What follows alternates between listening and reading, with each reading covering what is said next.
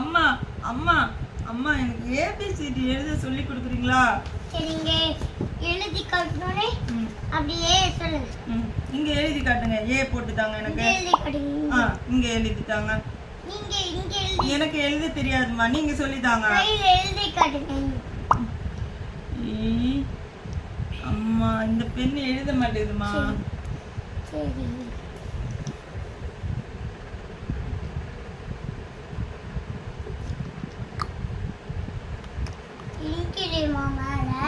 அதாம்மா, நீங்க பெண்ணு வாங்கி தரலமா. நீங்க ஸ்கூல் கூப்பிட்டு வரும்போது பெண்ணு வாங்கி தந்துருக்கணும்ல.